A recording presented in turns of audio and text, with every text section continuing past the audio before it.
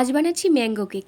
বাজারে পাকা আম শেষ হয়ে যাওয়ার আগেই এই কেকটা বাড়িতে একবার বানিয়ে ফেলো। ভীষণই ইজি আর খেতেও হয় দারুণ। এর জন্য আমি প্রথমেই 2 কাপ সুজিকে ভালোভাবে ব্লেন্ড করে নিয়েছি। এরপর কয়েক টুকরো পাকা আম আর পরিমাণ মতো চিনি নিয়ে দুটোকে একসাথে ভালোভাবে পেস্ট করে নিয়েছি। এরপর কয়েকটা কাজু বাদাম আর কিশমিশকে ছোট ছোট করে কেটে নিয়েছি। এখন সেই ব্লেন্ড করা সুজির মধ্যে একে একে পাকা আমের পেস্ট, কিছুটা টক দই, 1 চামচ বেকিং সোডা, 1 চামচ বেকিং পাউডার আর পরিমাণ মতো দুধ দিয়ে ভালোভাবে মিশিয়ে নিতে হবে। সবগুলোকে একসঙ্গে কিছুক্ষণ মেশানোর পর ওর মধ্যে দিয়েছিলাম অল্প একটু নুন, কুচানো কাজু কিশমিশ আর কিছুটা টুটি ফ্রুটি। আবার সবগুলোকে একসাথে কিছুক্ষণ মেশানোর পর ওর মধ্যে দিয়েছিলাম কিছুটা সাদা তেল আর একটু ফুড কালার হওয়ার জন্য। আর এই ফুড কালারটা তোমরা নাও ইউজ করতে পারো, আমি শুধু দেখতে ভালো হওয়ার জন্য ইউজ করেছি। এরপর একটা কেক টিন নিয়ে ওর মধ্যে ভালোভাবে তেল ব্রাশ করে একটা পেপার দিয়ে তার উপরেও ভালোভাবে তেল ব্রাশ করে নিয়েছি।